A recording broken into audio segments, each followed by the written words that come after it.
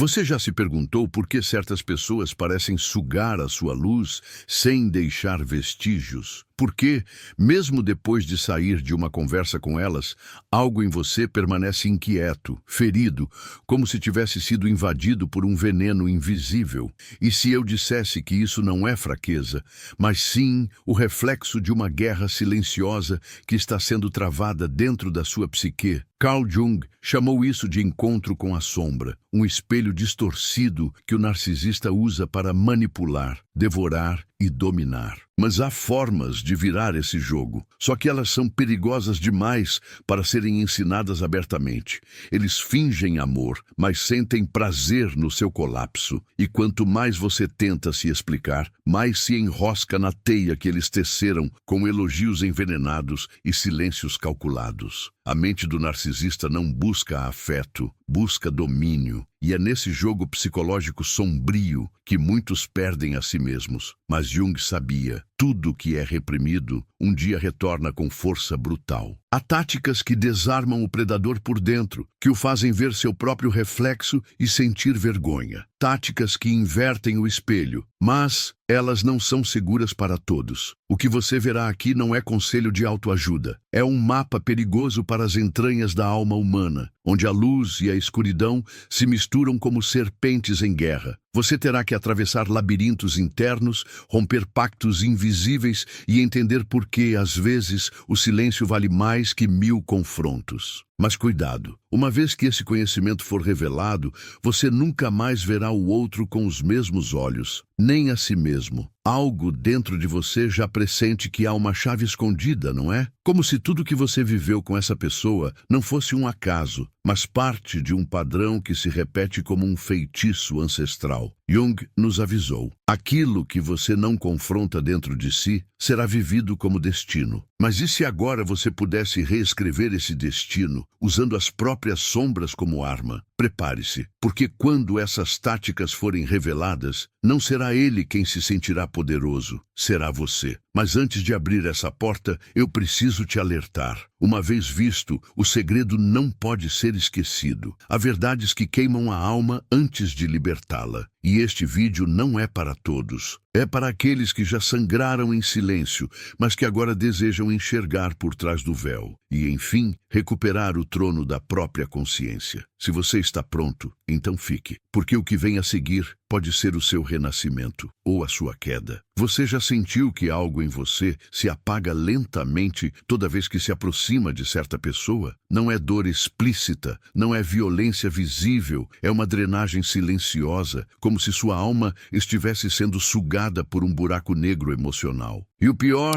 é que você sorri, finge que está tudo bem, enquanto por dentro algo grita. Grita pedindo socorro. Carl Jung dizia que aquilo que não é trazido à consciência se manifesta como destino. Mas e se o seu destino foi manipulado? E se você foi treinado para não enxergar? Você olha nos olhos dessa pessoa e por um segundo sente ternura, mas o segundo seguinte traz o vazio. Você se sente culpado por duvidar, por desconfiar, por sentir que está enlouquecendo. Porque o narcisista não apenas mente, ele redesenha a realidade. Ele faz da sua mente o novo campo de batalha. E cada silêncio dele, cada olhar vago, cada gesto de descaso, tudo isso é parte de uma arquitetura invisível. Ele não quer apenas vencer, ele quer que você se destrua tentando agradá-lo. Quantas vezes você já se pegou se explicando para alguém que nunca quis entender? Quantas vezes engoliu palavras que queimavam sua garganta porque sabia que, se dissesse algo, seria punido com frieza? Essa relação não é amor, é guerra. Mas uma guerra psíquica, onde o inimigo não grita, ele observa, ele silencia, ele molda. Jung sabia, o narcisista é um mestre em projetar sua sombra no outro. E você, sem perceber, se torna o vilão da história que ele mesmo criou. A manipulação não começa com gritos, começa com encantamento, um falso brilho, um fascínio que parece conexão, mas esconde veneno. E quando você se dá conta, já entregou as chaves da sua alma, já pediu desculpas por sentir, já se perdeu dentro de si. A mente do narcisista funciona como um espelho partido. Você se vê, mas de forma distorcida. E quanto mais tenta se arrumar, mais ele quebra os pedaços. Porque ele só se sente inteiro se você estiver em pedaços. Talvez você tenha acreditado que amar é suportar, que entender é perdoar tudo, que dar é o caminho para ser aceito. Mas isso não é amor. Isso é uma ilusão fabricada para te manter fraco. O narcisista não quer amor, quer suprimento, quer adoração, quer controle. E quando você ousa ter voz, ousa ter limites, ele te pune com o desprezo mais cortante, a indiferença. Jung nos ensinou que o inconsciente cria máscaras, mas o narcisista se perde na própria máscara e arrasta você junto. Você percebe que algo está errado, mas tudo é sutil demais para provar. E esse é o jogo, um jogo de silêncios, ausências e respostas ambíguas. Ele não precisa te ferir com palavras. Ele te fere com o que deixa de dizer, te castiga com o que esconde. Você se sente louco, mas não está louco. Está desperto, está percebendo. E isso já é o início da ruptura, porque toda alma que começa a enxergar o abismo já está a caminho de vencê-lo. A manipulação te faz duvidar da sua própria intuição. Faz você achar que é exagerado, sensível demais, carente demais. Mas Jung nos lembra, toda emoção intensa é uma mensagem do inconsciente. Você não está sentindo isso à toa. Você está sendo chamado para sair da prisão psíquica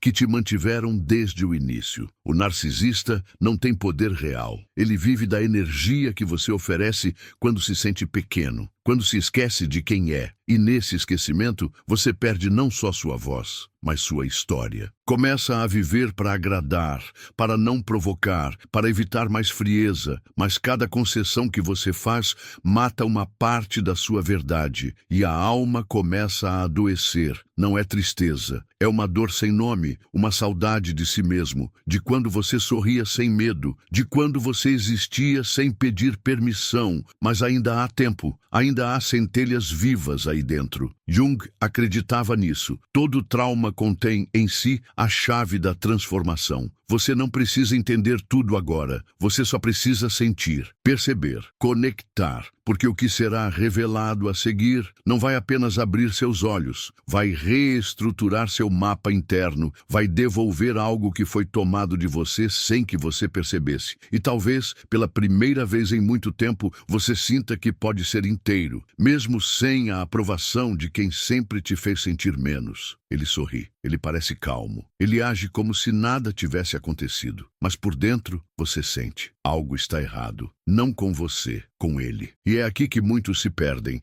tentando buscar lógica onde só existe manipulação. Carl Jung dizia que onde reina o silêncio, o inconsciente grita, e é esse grito oculto que esconde o segundo golpe mental proibido, um golpe que não exige palavras nem confronto, apenas presença, porque há silêncios que esmagam, que sufocam, que envergonham o narcisista com a força do que não é dito. Este é o segundo golpe, e talvez seja o mais perigoso de todos. Você já percebeu como o narcisista se alimenta do seu desespero? Da sua busca por resposta, validação, justiça? Ele planta dúvidas, provoca reações, saboreia cada tentativa sua de se explicar. Ele quer você falante, vulnerável, exposto, porque no ruído do seu descontrole, ele mantém a máscara. Mas quando você escolhe o silêncio consciente, não o silêncio da submissão, mas o da clareza, algo dentro dele começa a ruir.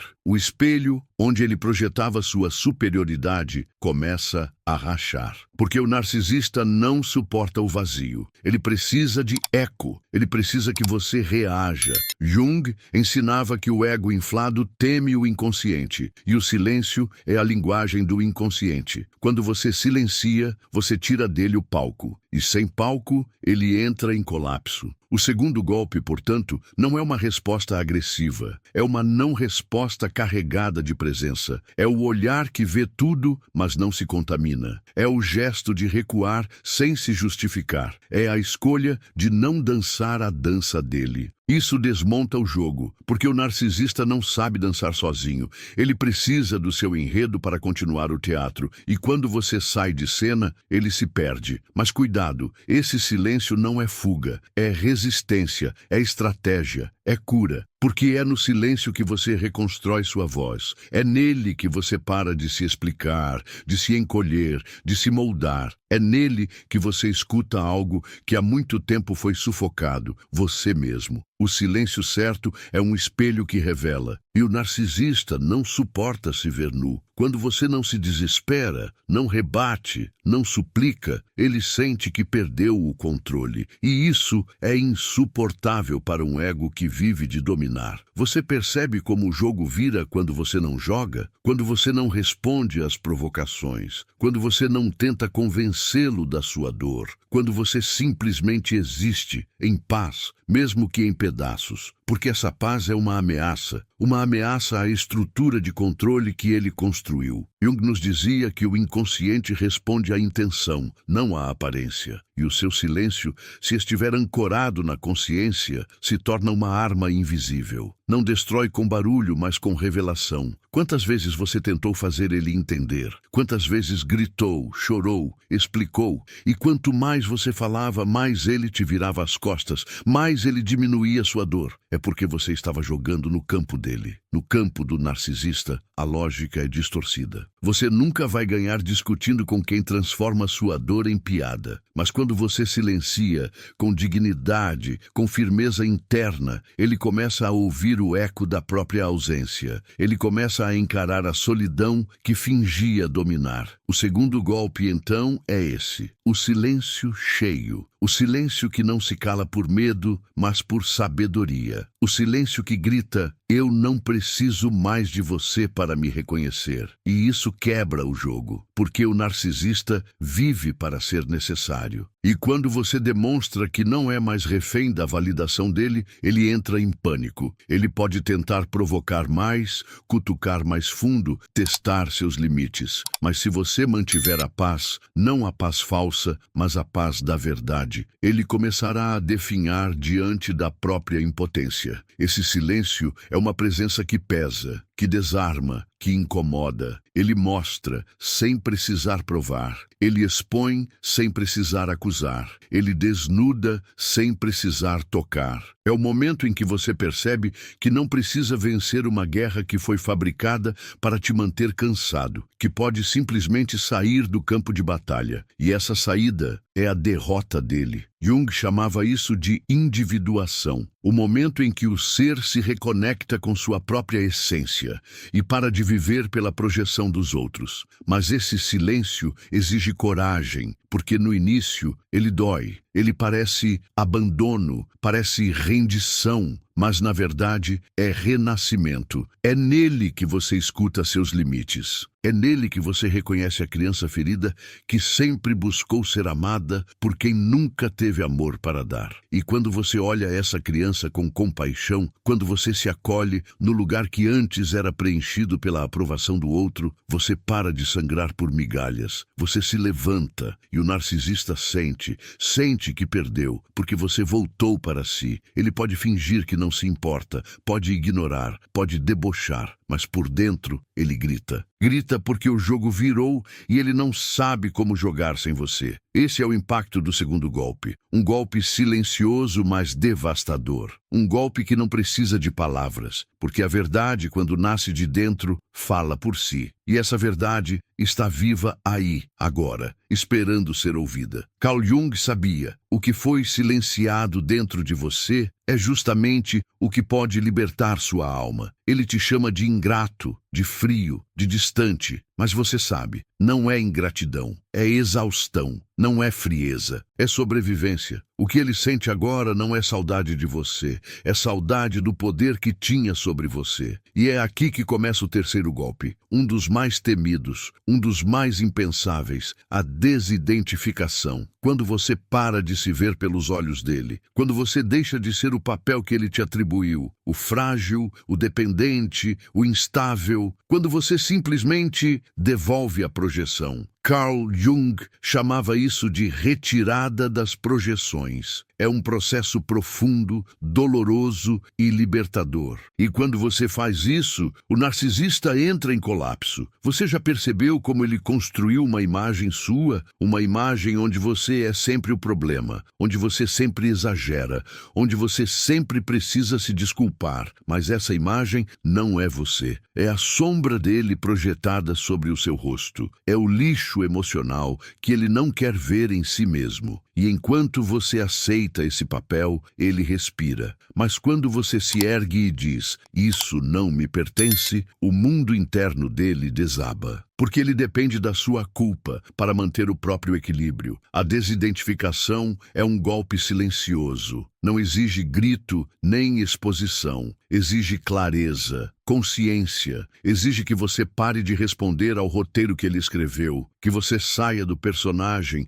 que você olhe no espelho e veja quem você é, não quem ele diz que você é. E isso, para o narcisista, é insuportável, porque ele precisa da sua cumplicidade inconsciente. Precisa que você continue acreditando que é pequeno, fraco, louco. Quando você para de acreditar, ele perde o chão. Esse terceiro golpe, portanto, não é visível, é interno. É a escolha de não mais reagir como ele espera, de não mais ser o que ele diz, de não mais vestir a culpa. É quando você responde a uma acusação absurda com um olhar calmo. Quando você ouve a manipulação e não a absorve. Quando você deixa ele espernear no próprio caos, enquanto você mantém a própria sanidade. Jung dizia que todo relacionamento é, na verdade, um espelho. Mas o narcisista não quer espelhos, quer telas onde possa projetar suas feridas sem se ver. E aqui está o ponto mais doloroso. O narcisista não vê você, nunca viu. Vê apenas aquilo que ele quer depositar em você. Quando você chora, ele vê fraqueza. Quando você ama, ele vê dependência. Quando você se aproxima, ele vê posse. Tudo o que é puro em você, ele distorce para encaixar na lógica de controle. Mas no momento em que você diz, isso não é sobre mim, tudo muda. Porque ele precisa que você acredite na narrativa dele. E ao quebrar essa narrativa, você o obriga a olhar para o próprio abismo. A desidentificação é o início da cura, mas é também o início do caos para quem vivia da sua confusão. Ele pode se revoltar, pode tentar te puxar de volta, pode simular mudança, pode até parecer frágil, mas é tudo parte do script, porque o narcisista não quer você, quer o controle de você. E quando você corta essa fonte, ele entra em crise. É nesse momento que o terceiro golpe se instala com força total. Ele se vê diante de si mesmo, sem o disfarce, sem o suprimento, sem o espelho que o lisonjeava. E esse momento é revelador. Você começa a perceber que não precisa mais da aprovação dele, que sua paz não depende mais da reação dele, que sua identidade não está mais atrelada aos rótulos que ele te deu. E essa liberdade é a maior ameaça ao império emocional que ele construiu. Jung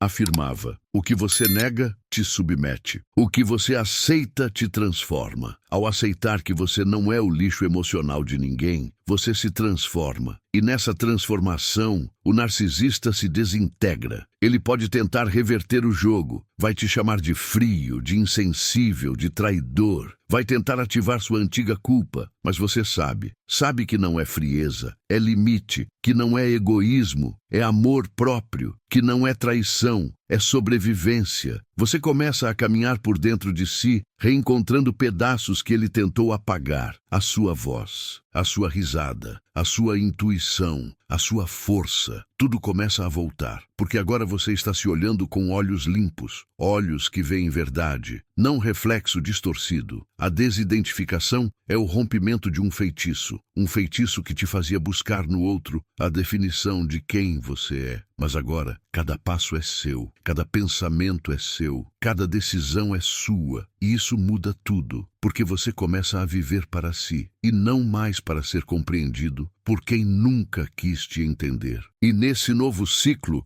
o narcisista desaparece, não fisicamente, mas energeticamente. Ele já não tem onde se agarrar, porque a imagem que ele usava para te manipular foi devolvida. Esse terceiro golpe exige maturidade, porque muitas vezes o desejo de provar, de confrontar, de expor ainda pulsa. Mas quando você percebe que não precisa vencer, que só precisa ser, tudo dentro de você se organiza. A mente se aquieta, o coração se alinha e a alma finalmente respira. Carl Jung sabia que a verdadeira liberdade não está em escapar do outro, mas em escapar do próprio labirinto interno. E esse golpe é isso, uma saída sem portas, uma libertação sem fuga, uma vitória sem batalha. Você entra no mesmo ambiente que ele. O corpo trava, a respiração muda, o tempo desacelera. Há algo ali, invisível, denso, estranho. Não são palavras, não é o olhar. É a sensação de que sua essência se encolhe sempre que ele está por perto. Você já reparou? O narcisista não entra em uma sala, ele a coloniza, o campo emocional se curva em torno dele, como se todos precisassem se ajustar ao humor que ele exala. Mas existe uma arma que desmonta esse teatro, uma presença que o desarma sem um som. O quarto golpe, a presença radical. Carl Jung dizia que o inconsciente é moldado por símbolos vivos e que o verdadeiro poder está na integração e não na fuga. A presença radical é a sua decisão de existir por inteiro, mesmo diante da tentativa do outro de te diminuir. É quando você chega e permanece, não para agradar, não para confrontar, mas para ser. É a recusa silenciosa em desaparecer emocionalmente. É a firmeza de permanecer inteiro, mesmo sob os olhares que tentam te cortar em pedaços. Essa presença desestrutura o narcisista por dentro, porque ele vive da sua ausência de si. Você já percebeu como ele começa a se agitar quando você se mostra calmo? Como a tranquilidade da sua presença parece incendiar algo dentro dele? É porque, no fundo, ele sabe que você está acordado, que você já não dança mais conforme a música que ele toca, que você já não se dissolve para caber nos moldes que ele impôs. E isso é insuportável para quem só se sente grande diante de quem se encolhe. Sua presença firme é um espelho e ele não quer se ver. Ele quer te ver submisso. Mas quando você ocupa o próprio espaço, ele perde o dele. Esse quarto golpe, então, é um movimento interno. É você decidir que não vai mais implodir para manter a harmonia externa, que não vai mais sorrir com os olhos molhados, que não vai mais concordar para evitar mais desgaste. Você se coloca no ambiente como um ser vivo, real, legítimo. E isso reverbera. Os narcisistas sentem. Eles sentem quando não são mais o centro do universo de alguém. Sentem quando a energia que antes orbitava em torno deles agora pertence a quem a produz. E isso quebra o encanto, quebra o feitiço, quebra o controle. Mas estar presente exige coragem, porque a maioria de nós aprendeu a sumir para ser aceito, aprendeu a se moldar ao ambiente para não provocar rejeição, aprendeu a sorrir mesmo com o nó na garganta. Mas Jung nos lembra que a cura só acontece quando enfrentamos aquilo que mais tememos dentro de nós. E muitas vezes, o que tememos é exatamente o nosso poder, o nosso brilho, a nossa presença. O narcisista nos treinou para temer isso, porque sabia que, se um dia assumíssemos esse lugar, ele deixaria de nos controlar. A presença radical não é arrogância, é soberania, é você habitar o próprio corpo com dignidade, é olhar nos olhos sem baixar a cabeça, é respirar fundo sem pedir permissão, é não fugir do próprio impacto, porque sim, você tem impacto, você tem energia, você tem voz. E quando você para de escondê-la para proteger o frágil ego do outro, algo muda, a balança inverte e o narcisista começa a sentir medo. Medo do que você pode fazer agora que se lembra de quem é. Esse medo se manifesta de formas sutis. Ele pode começar a te provocar,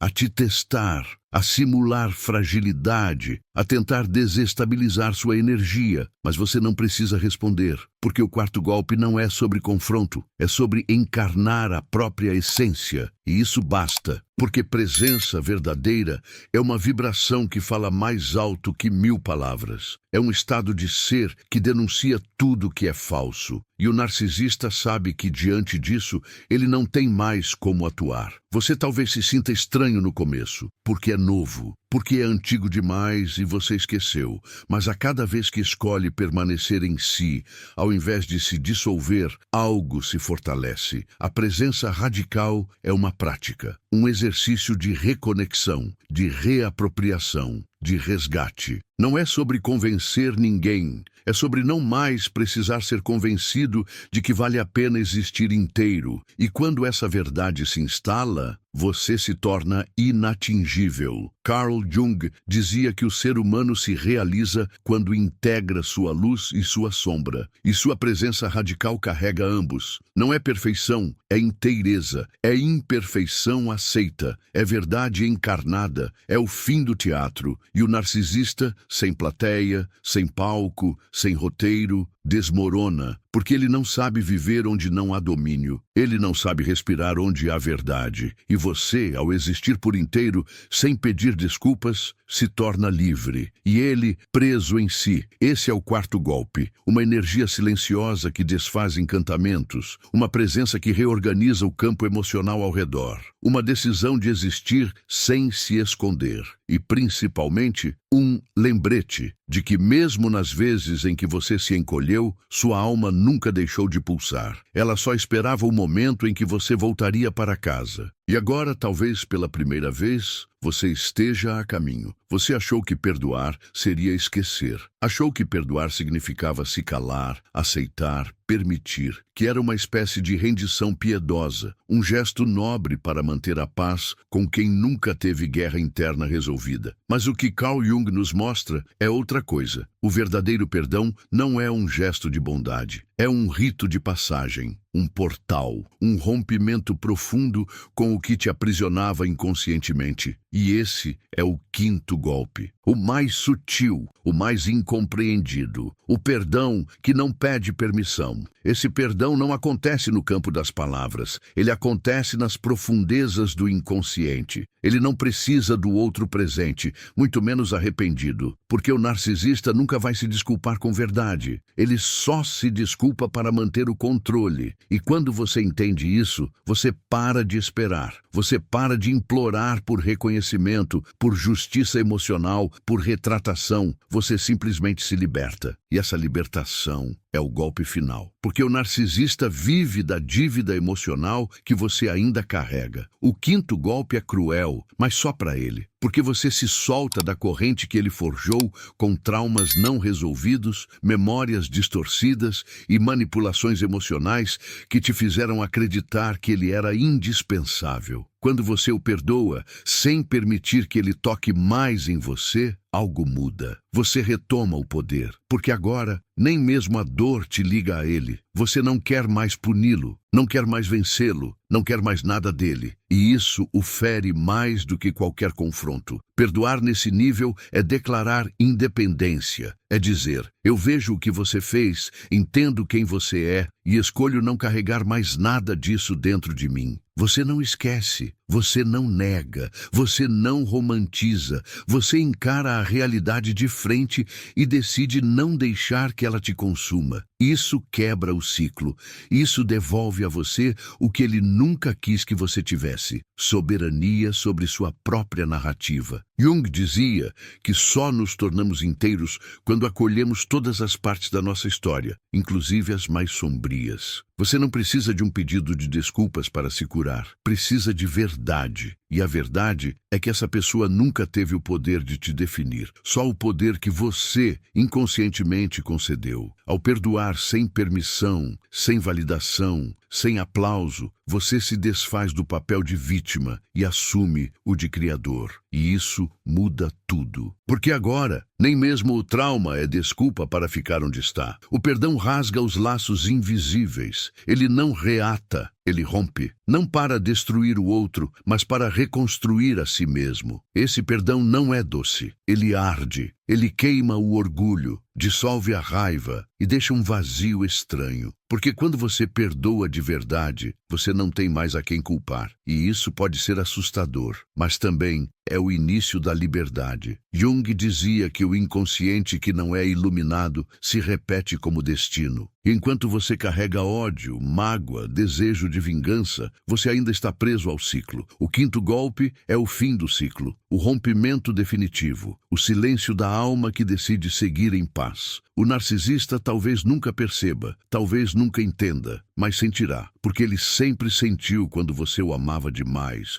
quando o odiava demais, quando precisava dele demais. E agora, ele sente que você não precisa mais de nada, nem de dor, nem de fechamento, nem de justiça. Você apenas é, você está. Você respira sem carregar o nome dele dentro. E essa ausência, essa leveza que ele não consegue mais tocar, é o que mais o destrói. Esse perdão é um ato interno de revolução. Ele não é religioso, nem moral, nem social. É existencial. É quando você escolhe parar de sangrar por alguém que nunca tentou estancar ferida alguma. É quando você deixa de esperar que ele se torne quem você sonhou e aceita que ele nunca foi, nunca será. E mesmo assim, você escolhe viver. E essa escolha é divina. Porque agora tudo volta para você. A energia, o tempo, a voz, a inteireza, o espelho se quebra e pela primeira vez você se vê inteiro. O quinto golpe é o fim e o começo. É quando você percebe que não precisa mais sobreviver. Pode simplesmente viver, sem medo de repetir, sem medo de cair, sem medo de estar só. Porque agora você está com você e o narcisista já não tem onde se esconder. O reflexo dele voltou para ele. O seu se libertou. E neste espaço que se abre, nasce o novo. Jung não falava em salvação, falava em individuação, em tornar-se quem se é, mesmo com todas as cicatrizes. Este foi o quinto e último golpe, o mais silencioso, o mais profundo, o mais real, o perdão que não pede permissão, o gesto final que apaga a assinatura dele da sua história e devolve a caneta para sua mão. Mas talvez agora você esteja sentindo algo que ainda não sabe nomear, uma mistura de vazio e alívio, como se parte de você estivesse se despedindo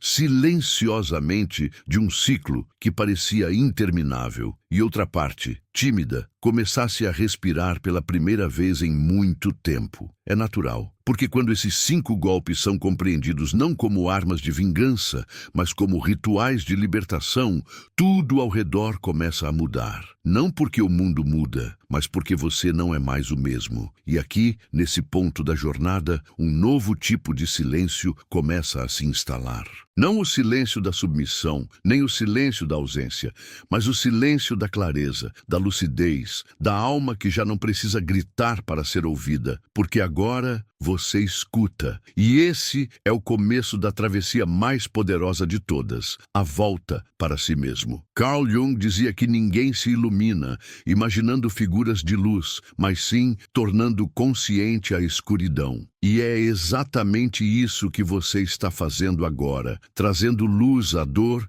que você foi ensinado a ignorar. Cada golpe não foi apenas uma reação contra o narcisista, mas um espelho que te devolveu a chance de lembrar quem você era antes de ser moldado pelo medo, pela culpa, pela necessidade de aceitação. Eles não te quebraram, eles apenas esconderam sua inteireza. E agora, à medida que você observa tudo o que viveu com olhos novos, algo dentro de você começa a se organizar em silêncio. O caos vai perdendo o sentido. A necessidade de entender tudo dá lugar à sabedoria de apenas sentir. Mas não espere que o mundo te aplauda por isso. Essa jornada é invisível aos olhos externos, porque ela não tem gritos, nem provas, nem medalhas. Ela tem você, apenas você, com tudo o que restou. E, curiosamente, o que restou é exatamente o que você mais precisava. Uma essência que não depende mais de quem te validava, te definia ou te controlava. Uma essência que olha para a dor e diz: eu sou mais do que isso.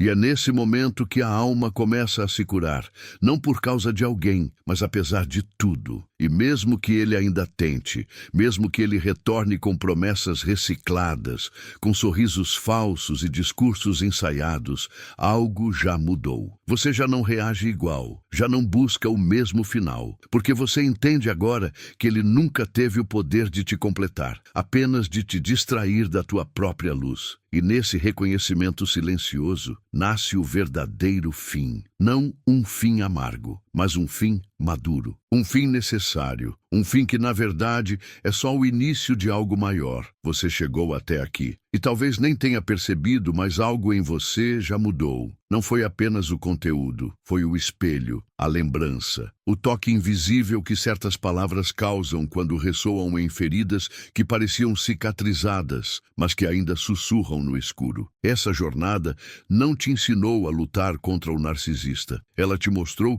que a verdadeira batalha sempre foi com as partes de você que foram silenciadas, moldadas, apagadas para caber num amor que nunca te enxergou inteiro. Cada tática revelada foi uma chave oculta, não para prender o outro, mas para abrir a cela, onde sua essência aguardava o momento de emergir. E agora, mesmo que o mundo siga o mesmo lá fora, algo dentro de você respira diferente. Como se as correntes tivessem afrouxado. Como se a culpa, a necessidade de se explicar, o medo de ser esquecido, finalmente tivessem perdido o peso. E isso não se explica, isso se sente. Carl Jung nos dizia que aquilo que você mais teme encontrar em si é justamente aquilo que te libertará. Talvez o que você tenha visto hoje seja apenas uma sombra do que ainda precisa emergir, mas mesmo uma faísca, quando protegida, se transforma em fogo. O silêncio que agora se instala não é ausência, é reverência. É a alma assimilando o que o ego ainda não sabe traduzir.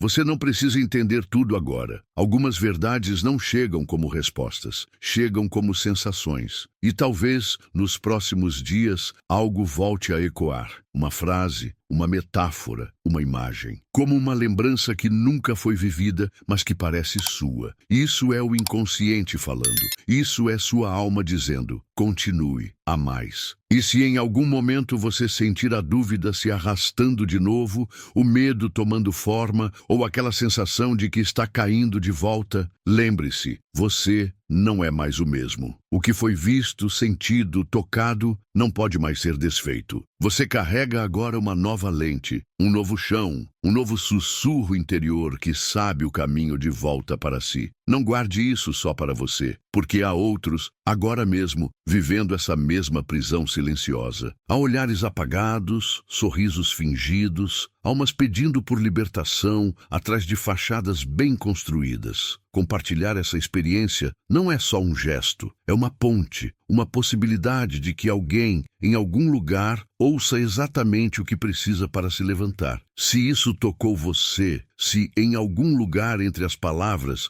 você sentiu algo que não sabia que ainda doía, então curta este vídeo, comente o que ficou vibrando dentro e se inscreva. Não por obrigação, mas porque você entendeu, essa jornada não termina aqui. Ela apenas começou. E se restar alguma dúvida, apenas lembre-se disso. O que te feriu não define. O que você decide fazer com a ferida é o que te transforma.